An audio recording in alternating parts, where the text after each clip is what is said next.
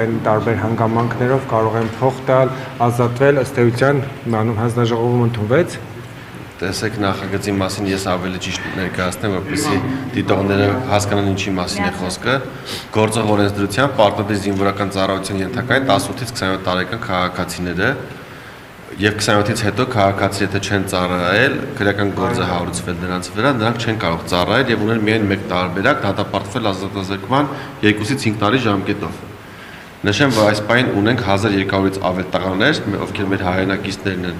բնակվում են արտասահմանում, նրանք չեն ծառայել եւ հիմա գտնվում են հետախուզման մեջ բանակում չծառայելու հանգամանքով։ Եթե նրանք այժմ վերադառնան կամ հայտնաբերվեն, նրանք պետք է դատապարտվեն ազատազրկման 2-ից 5 տարի ժամկետով, որևէ այլ տարբերակ չունեն։ Եթե անգամ ցանկանան կան 2 տարի ժամկետով կամ օրինակ 5 տարի ժամկետով ծառայեն ազատազրկվելու փոխարեն, միևնույն է, չունեն նման հնարավորություն։ Օրենքով ես մեր հայրենակիցներին տալիս եմ հնարավորություն, որպեսզի նրանք գան, ծառայեն 2 տարի ժամկետով, իրենց բացը լրացնեն եւ քրեական գործը կարճվի։ Այսինքն պետությունը ստիպված չլինի նրանց վրա ծախսել 15 միլիոն դրամ անազատության մեջ պահելու համար, այլ իրենք կան ծառայեն եւ դրանով իրենց ներդրում ունենան բանակի մեջ եւ նաեւ մեր պետության պահպանության գործում։ Եթե ինչ-ինչ հանգամանքներով մեր քաղաքացիները 27 տարեկանը լեռնանալուց հետո ունեն ընտանիք, ծանրաբեռնվածություն կամ առողջական խնդիրներ, որոնցով պայմանավորված չեն կարող ծառայել, նրանք կարող են վճարել որոշակի գումարներ եւ ծառայել կրճատված ժամկետով։ Օրինակ վճարել 8 միլիոն ծառայել 1 ամիս, վճարել 5 միլիոն ծառայել 6 ամիս, վճարել 2.5 միլիոն ծառայել 1 տարի կամ չվճարել եւ ծառայել 2 տարի ժամկետով։ Այս օրենքի շնորհիվ 1 տարվա ընթացքում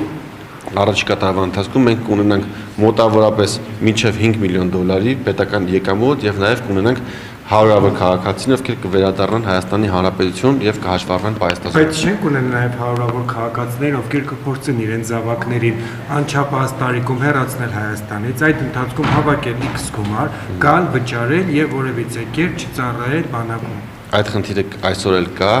Իմ նախորդ օրենքի նախագիծը, որ ազգային ժողովում տապալվեց, գալիս էր լուծելու այս խնդիրը։ Մենք ցավոք սրտի ունենք ամեն տարի բազմաթիվ քաղաքացիներ, ովքեր օրինակ հրաժարվում են Հայաստանի Հանրապետության քաղաքացիությունից, նշեմ, որ վերջին մի քանի տարիների ընթացքում զորակոչի թվի մոտավորապես 20%-ի չափով ունեցել են քաղաքացիությունից հրաժարվողների դեպքեր։ Հասկանում եք, թիվը մեծ է։ Եթե պայմանականորեն ասենք, հա, միջինացված մեր տարեկան զորակոչը 10,000 է, մոտավորապես 2000-ի կարգի տղաներ ամեն տարի հրաժարվում են։ Դա ահռելի սարսափելի մեծ թիվ է, այսինքն 4-5 տարվա ընթացքում մենք մի ամբողջ տարվա չափով զինծառայող ենք կորցնում, ովքեր քաղաքացիությունից հրաժարվում են։ Ես ինչ էի առաջարկել, որպեսզի 15 միլիոն տուրք սահմանենք, որպեսզի այս անձինք չհրաժարվեն, մնան եւ շարունակեն ապրել Հայաստանում, հետագայում գնան ծառայության կամ այդ գումարը վճարել եւ կրճատված ժամկետով ծառայեն։ Չգիտես ինչու որևէ պատճառաբանություն չներկայացնելով մեր գործընկերները տապալեցին նախագիծը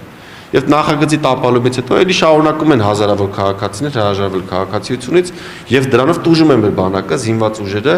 արդեն նշեցի, որ տարեկան շուրջ 20%-ի չափով միայն այս մասով նվազում ենք ունենալու։ Առաջիկայում ես նույնպես մեկ անգամ եւս այս նախագիծը շրջանառել եմ, որովհետեւ գտնում եմ, որ անթույլատրելի է, որ մենք թույլ տանք մեր քաղաքացիները հեշտությամբ մի հատ դիմում տան 14 տարեկան հասակում քաղաքացիությունից հրաժարվեն ու շարունակեն Հայաստանում ապրել, ոնց որ մնացած բոլորը, ովքեր գնում են ծառայության, ովքեր որ ջանք են ներդնում, հաճախ վիրավորվում են, հաճախ զրկանքների են